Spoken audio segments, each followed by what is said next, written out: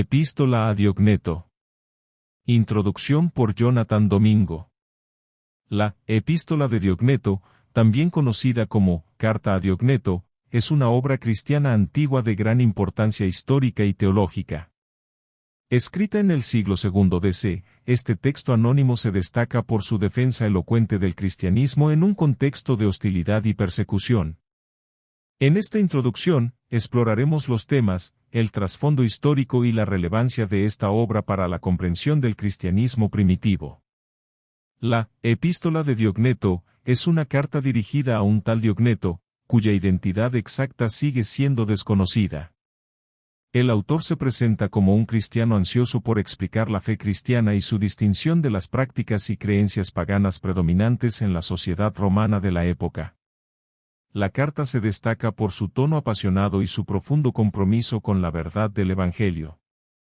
El trasfondo histórico en el que se escribió esta carta es crucial para comprender su contenido y propósito. En el siglo II DC, el cristianismo estaba emergiendo como una religión distintiva en el Imperio Romano, pero enfrentaba persecución y sospecha por parte de las autoridades y la sociedad en general. Los cristianos eran a menudo acusados de prácticas religiosas secretas y de socavar las tradiciones romanas. En este contexto, la Epístola de Diogneto surge como un intento de presentar el cristianismo de manera positiva y desafiar las acusaciones infundadas en su contra. Una de las características más notables de la Epístola de Diogneto es su énfasis en la naturaleza única y radical del cristianismo. El autor describe a los cristianos como residentes en el mundo pero no pertenecientes a él, viviendo según los valores del reino de Dios en medio de una sociedad pagana y corrupta. Se enfatiza la ética cristiana de amor, servicio y sacrificio, contrastando con la búsqueda de riqueza y poder que caracterizaba a muchos en la sociedad romana. Otro tema importante que aborda la carta es la relación entre el cristianismo y la cultura circundante. A diferencia de otras religiones de la época, que a menudo se adaptaban a las prácticas culturales dominantes, el cristianismo es presentado como una fe radicalmente diferente, que desafía las normas y valores del mundo en el que se encuentra. Esta visión del cristianismo como una alternativa radical y transformadora sigue siendo relevante en la reflexión contemporánea sobre la fe y la cultura. La Epístola de Diogneto también aborda cuestiones teológicas, como la naturaleza de Dios, la encarnación de Jesucristo y la relación entre la ley y la gracia. A través de una exposición cuidadosa y persuasiva, el autor presenta el cristianismo como una religión coherente y racional, que ofrece respuestas satisfactorias a las preguntas fundamentales sobre el significado y propósito de la vida. En conclusión, la Epístola de Diogneto es una obra de profundo significado tanto histórico como teológico. Su defensa elocuente del cristianismo en un contexto de persecución y su énfasis en la radicalidad y singularidad de la fe cristiana la convierten en un texto fundamental para la comprensión del cristianismo primitivo y su relevancia continua en el mundo moderno. Y, como veo, muy excelente Diogneto, que tienes gran interés en comprender la religión de los cristianos, y que tus preguntas respecto a los mismos son hechas de modo preciso y cuidadoso, sobre el Dios en quien confían y cómo le adoran, y que no tienen en consideración el mundo y desprecian la muerte, y no hacen el menor caso de los que son tenidos por dioses por los griegos, ni observan la superstición de los judíos, y en cuanto a la naturaleza del afecto que se tienen los unos por los otros, y de este nuevo desarrollo o interés, que ha entrado en las vidas de los hombres ahora, y no antes, te doy el parabién por este celo, y pido a Dios, que nos proporciona tanto el hablar como el oír, que a mí me sea concedido el hablar de tal forma que tú puedas ser hecho mejor por el ofr, y a ti que puedas escuchar de modo que el que habla no se vea decepcionado.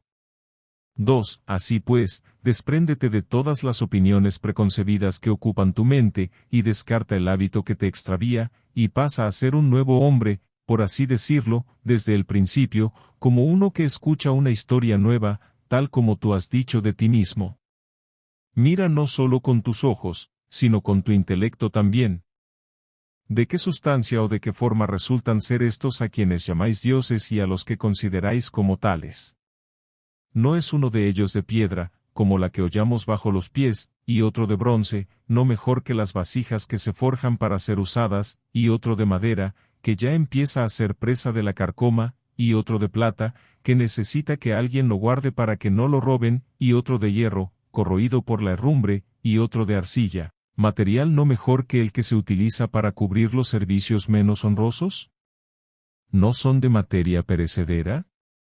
¿No están forjados con hierro y fuego? ¿No hizo uno el escultor, y otro el fundidor de bronce, y otro el platero, y el alfarero otro? Antes de darles esta forma la destreza de estos varios artesanos, ¿no le habría sido posible a cada uno de ellos cambiarles la forma y hacer que resultaran utensilios diversos? ¿No sería posible que las que ahora son vasijas hechas del mismo material, puestas en las manos de los mismos artífices, llegaran a ser como ellos? ¿No podrían estas cosas que ahora tú adoras ser hechas de nuevo vasijas como las demás por medio de manos de hombre? ¿No son todos ellos sordos y ciegos, no son sin alma, sin sentido, sin movimiento? ¿No se corroen y pudren todos ellos?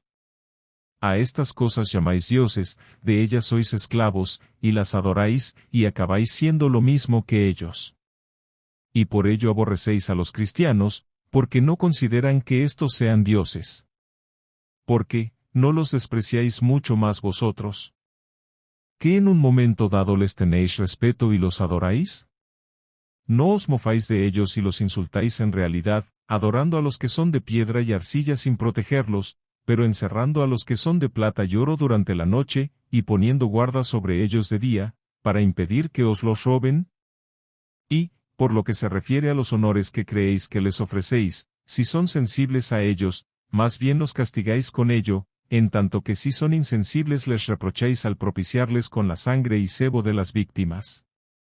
Que se someta uno de vosotros a este tratamiento, y que sufra las cosas que se le hacen a él. Sí, ni un solo individuo se someterá de buen grado a un castigo así, puesto que tiene sensibilidad y razón, pero una piedra se somete, porque es insensible. Por tanto, desmentís su sensibilidad. Bien, podría decir mucho más respecto a que los cristianos no son esclavos de dioses así, pero aunque alguno crea que lo que ya he dicho no es suficiente, me parece que es superfluo decir más. 3. Luego, me imagino que estás principalmente deseoso de oír acerca del hecho de que no practican su religión de la misma manera que los judíos. Los judíos, pues, en cuanto se abstienen del modo de culto antes descrito, hacen bien exigiendo reverencia a un Dios del universo y al considerarle como Señor, pero en cuanto le ofrecen este culto con métodos similares a los ya descritos, están por completo en el error. Porque en tanto que los griegos, al ofrecer estas cosas a imágenes insensibles y sordas, hacen una ostentación de necedad, los judíos, considerando que están ofreciéndolas a Dios, como si Él estuviera en necesidad de ellas, deberían en razón considerarlo locura y no adoración religiosa. Porque el que hizo los cielos y la tierra y todas las cosas que hay en ellos, y nos proporciona todo lo que necesitamos, no puede Él mismo necesitar ninguna de estas cosas que Él mismo proporciona a aquellos que se imaginan que están dándoselas a Él. Pero los que creen que le ofrecen sacrificios con sangre y sebo y holocaustos, y le honran con estos honores, me parece a mí que no son en nada distintos de los que muestran el mismo respeto hacia las imágenes sordas, porque los de una clase creen apropiado hacer ofrendas a cosas incapaces de participar en el honor, la otra clase a uno que no tiene necesidad de nada. 4. Pero, además, sus escrúpulos con respecto a las carnes, y su superstición con referencia al sábado y la vanidad de su circuncisión y el disimulo de sus ayunos y lunas nuevas, yo, no, creo que sea necesario que tú aprendas a través de mí que son ridículas e indignas de consideración alguna. Porque, ¿no es impío el aceptar algunas de las cosas creadas por Dios para el uso del hombre como bien creadas, pero rehusar otras como inútiles y superfluas? Y, además, el mentir contra Dios, como si Él nos prohibiera hacer ningún bien en el día de sábado, ¿no es esto blasfemo? Además, el alabarse de la mutilación de la carne como una muestra de elección, como si por esta razón fueran particularmente amados por Dios, ¿no es esto ridículo? Y en cuanto a observar las estrellas y la luna, y guardar la observancia de meses y de días, y distinguir la ordenación de Dios y los cambios de las estaciones según sus propios impulsos, haciendo algunas festivas y otras periodos de luto y lamentación, ¿quién podría considerar esto como una exhibición de piedad y no mucho más de necedad? El que los cristianos tengan razón, por tanto, manteniéndose al margen de la insensatez y error común de los judíos, y de su excesiva meticulosidad y orgullo, considero que es algo en que ya está suficientemente instruido, pero, en lo que respecta al misterio de su propia religión, no espero que pueda ser instruido por ningún hombre. Porque los cristianos no se distinguen del resto de la humanidad ni en la localidad, ni en el habla, ni en las costumbres. Porque no residen en alguna parte en ciudades suyas propias, ni usan una lengua distinta, ni practican alguna clase de vida extraordinaria. Ni tampoco poseen ninguna invención descubierta por la inteligencia o estudio de hombres ingeniosos, ni son maestros de algún dogma humano como son algunos. Pero si bien residen en ciudades de griegos y bárbaros, según ha dispuesto la suene de cada uno, y siguen las costumbres nativas en cuanto a alimento, vestido y otros arreglos de la vida, pese a todo, la constitución de su propia ciudadanía que ellos nos muestran, es maravillosa, paradójica, y evidentemente desmiente lo que podría esperarse. Residen en sus propios países, pero solo como transeúntes, comparten lo que les corresponde en todas las cosas como ciudadanos, y soportan todas las opresiones como los forasteros. Todo país extranjero les es patria, y toda patria les es extraña. Se casan como todos los demás hombres y engendran hijos, pero no se desembarazan de su descendencia, abortos. Celebran las comidas en común, pero cada uno tiene su esposa. Se hallan en la carne, y, con todo, no viven según la carne. Su existencia es en la tierra, pero su ciudadanía es en el cielo. Obedecen las leyes establecidas, y sobrepasan las leyes en sus propias vidas. Aman a todos los hombres, y son perseguidos por todos. No se hace caso de ellos, y, pese a todo, se les condena. Se les da muerte, y aún así están revestidos de vida. Piden limosna, y, con todo, hacen ricos a muchos. Se les deshonra, y, pese a todo, son glorificados en su deshonor. Se habla mal de ellos, y aún así son reivindicados. Son escarnecidos, y ellos bendicen, son insultados, y ellos respetan. Al hacer lo bueno son castigados como malhechores, siendo castigados se regocijan, como si con ellos se les reavivara. Los judíos hacen guerra contra ellos como extraños, y los griegos los persiguen, y, pese a todo, los que los aborrecen no pueden dar la razón de su hostilidad. En una palabra, lo que el alma es en un cuerpo, estos son los cristianos en el mundo.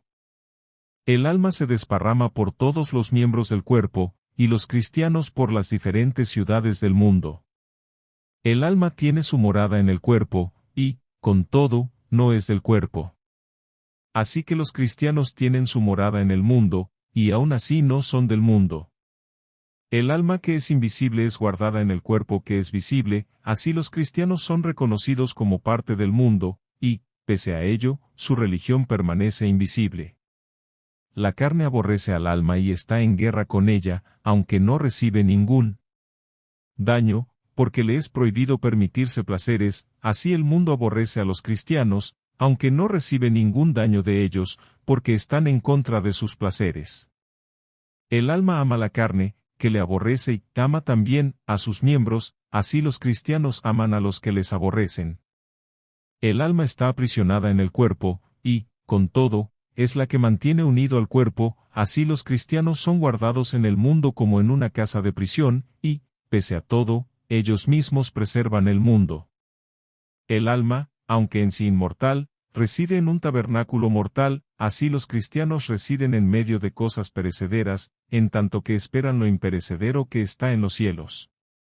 El alma, cuando es tratada duramente en la cuestión de carnes y bebidas, es mejorada, y lo mismo los cristianos cuando son castigados aumentan en número cada día. Tan grande es el cargo al que Dios los ha nombrado, y que miles es legítimo declinar. 7. porque no fue una invención terrenal, como dije.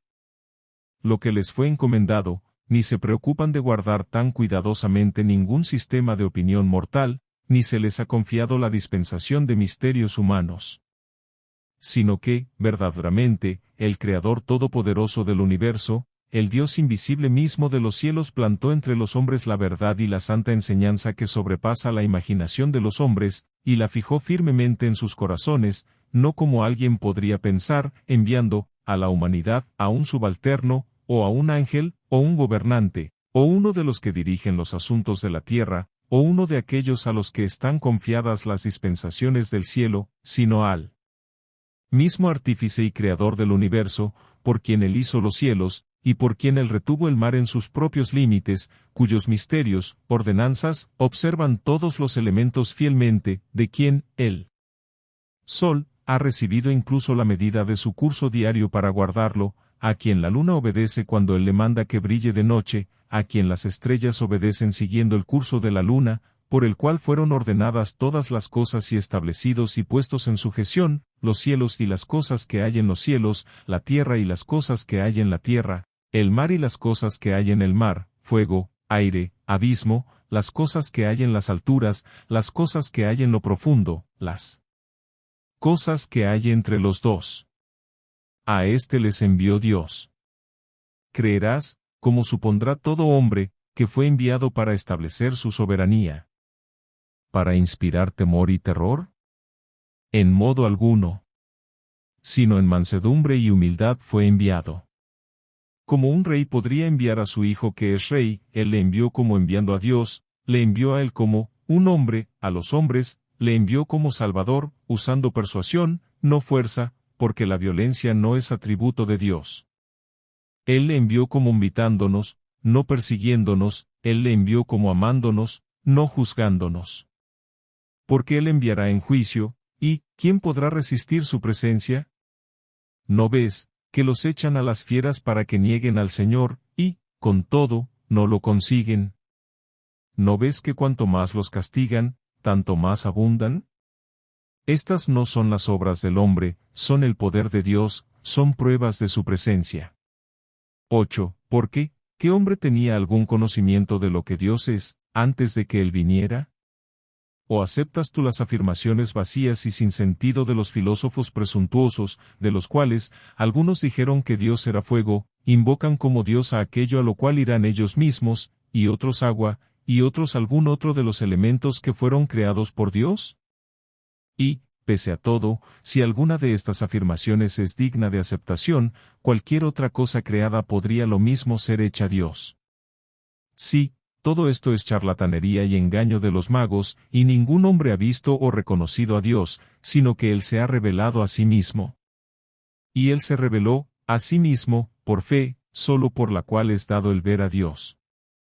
Porque Dios, el Señor y Creador del universo, que hizo todas las cosas y las puso en orden, demostró no solo que era propicio al hombre, sino también paciente. Y así lo ha sido siempre, y lo es, y lo será, bondadoso y bueno y justo y verdadero, y él solo es bueno. Y habiendo concebido un plan grande e inefable, lo comunicó solo a su Hijo. Porque en tanto que él había mantenido y guardado este plan sabio como un misterio, parecía descuidarnos y no tener interés en nosotros. Pero cuando Él lo reveló por medio de su amado Hijo, y manifestó el propósito que había preparado desde el principio, Él nos dio todos estos dones a la vez, participación en sus beneficios y vista y entendimiento de misterios que ninguno de nosotros habría podido esperar. 9. Habiéndolo, pues, planeado ya todo en su mente con su Hijo, permitió durante el tiempo antiguo que fuéramos arrastrados por impulsos desordenados según deseábamos, descarriados por placeres y concupiscencias, no porque Él se deleitara en nuestros pecados en absoluto, sino porque Él tenía paciencia con nosotros, no porque aprobara este periodo pasado de iniquidad, sino porque Él estaba creando la presente sazón de justicia, para que, redarguidos del tiempo pasado por nuestros propios actos, como indignos de vida, pudiéramos ahora ser hechos merecedores de la bondad de Dios, y habiendo dejado establecida nuestra incapacidad para entrar en el reino de Dios por nuestra cuenta, hacer lo posible por la capacidad de Dios. y cuando nuestra iniquidad había sido colmada plenamente, y se había hecho perfectamente manifiesto que el castigo y la muerte eran de esperar como su recompensa, y hubo llegado la sazón que Dios había ordenado, cuando a partir de entonces Él manifestaría su bondad y poder, o la bondad y amor de Dios sobremanera grande, Él no nos aborreció, ni nos rechazó, ni nos guardó rencor, sino que fue longánimo y paciente, y por compasión hacia nosotros tomó sobre sí nuestros pecados, y Él mismo se separó de su propio Hijo como rescate por nosotros, el Santo.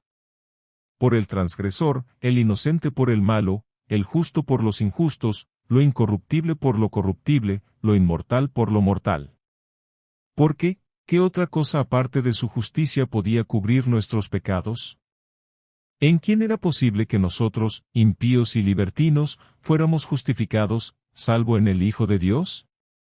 Oh dulce intercambio, oh creación inescrutable, oh beneficios inesperados, que la iniquidad de muchos fuera escondida en un justo, y la justicia de uno justificara a muchos que eran inicuos. Habiéndose, pues, en el tiempo antiguo demostrado la incapacidad de nuestra naturaleza para obtener vida, y habiéndose ahora revelado un Salvador poderoso para salvar incluso a las criaturas que no tienen capacidad para ello, Él quiso que, por las dos razones, nosotros creyéramos en su bondad y le consideráramos como cuidador, Padre, Maestro, Consejero, Médico, Mente, Luz, Honor, Gloria, Fuerza y Vida. Si deseas poseer esta fe, has de recibir primero un conocimiento pleno del Padre.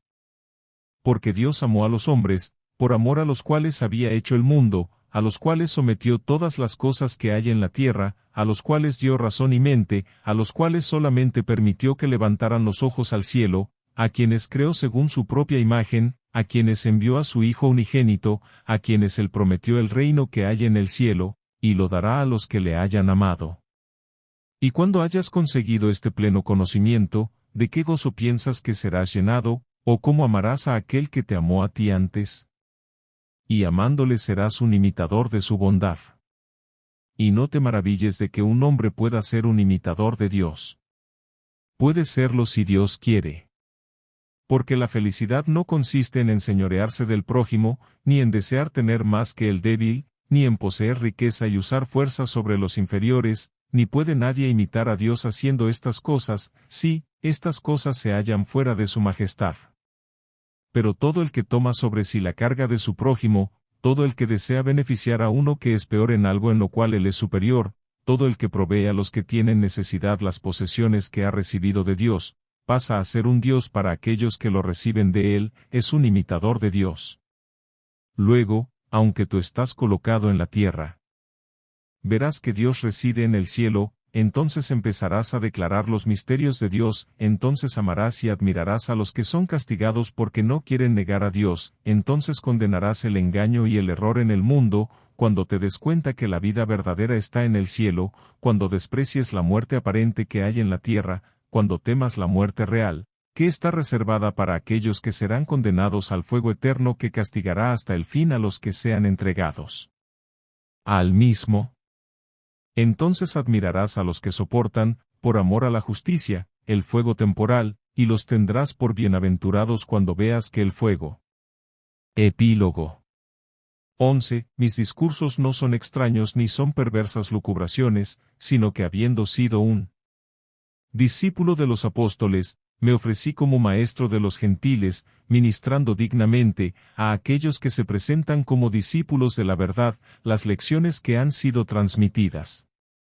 Porque el que ha sido enseñado rectamente y ha entrado en amistad con el Verbo, no busca aprender claramente las lecciones reveladas abiertamente por el Verbo a los discípulos, a quienes el Verbo se apareció y se las declaró, hablando con ellos de modo sencillo, no percibidas por los que no son creyentes, pero sí referidas por él a los discípulos a quienes consideró fieles y les enseñó los misterios del Padre, por cuya causa él envió al Verbo, para que él pudiera aparecer al mundo, el cual, siendo despreciado por el pueblo judío y predicado por los apóstoles, fue creído por los gentiles.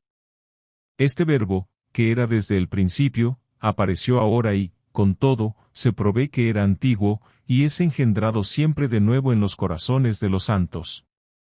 Este Verbo, digo, que es eterno, es el que hoy es contado como hijo, a través del cual la Iglesia es enriquecida y la gracia es desplegada y multiplicada entre los santos, gracia que confiere entendimiento, que revela misterios, que anuncia sazones, que se regocija sobre los fieles, que es concedida a los que la buscan, a aquellos por los cuales no son quebrantadas las promesas de la fe, ni son sobrepasados los límites de los padres. Con lo que es cantado el temor de la ley, y la gracia de los profetas es reconocida, y la fe de los evangelios es establecida, y es preservada la tradición de los apóstoles, y exulta el gozo de la Iglesia. Si tú no contristas esta gracia, entenderás los discursos que el Verbo pone en la boca de aquellos que desea cuando Él quiere. Porque de todas las cosas que por la voluntad imperativa del Verbo fuimos impulsados a expresar con muchos dolores, de ellas os hicimos partícipes, por amor a las cosas que nos fueron reveladas. 12. Confrontados con estas verdades y escuchándolas con atención, sabréis cuánto concede Dios a aquellos que le aman rectamente, que pasan a ser un paraíso de deleite, un árbol que lleva toda clase de frutos y que florece, creciendo en sí mismos y adornados con vanos frutos. Porque en este jardín han sido plantados un árbol de conocimiento y un árbol de vida, con todo, el árbol de conocimiento no mata, pero la desobediencia mata, porque las Escrituras dicen claramente que Dios desde el comienzo plantó un árbol de conocimiento y un árbol de vida en medio del paraíso, revelando vida por medio del conocimiento, y como nuestros primeros padres no lo usaron de modo genuino, fueron despojados por el engaño de la serpiente. Porque ni hay vida sin conocimiento, ni conocimiento sano sin verdadera vida, por tanto, los árboles están plantados el uno junto al otro. Discerniendo la fuerza de esto y culpando al conocimiento que es ejercido aparte de la verdad de la influencia, dominio, que tiene sobre la vida, el apóstol dice, el conocimiento engríe, pero la caridad edifica. Porque el hombre que supone que sabe algo sin el verdadero conocimiento que es testificado por la vida, es ignorante, es engañado por la serpiente, porque no amó la vida, en tanto que el que con temor reconoce y desea la vida, planta en esperanza, esperando fruto. Que vuestro corazón sea conocimiento, y vuestra vida verdadera razón, debidamente comprendida. Por lo que si te allegas al árbol y tomas el fruto, recogerás la cosecha que Dios espera, que ninguna serpiente toca, ni engaño infecta, ni Eva es entonces corrompida, sino que es creída como una virgen, y la salvación es establecida, y los apóstoles son llenados de entendimiento, y la Pascua del Señor prospera. Y las congregaciones son juntadas, y todas las cosas son puestas en orden, y como Él enseña a los santos el Verbo se alegra, por medio del cual el Padre es glorificado, a quien sea la gloria para siempre jamás. Amén.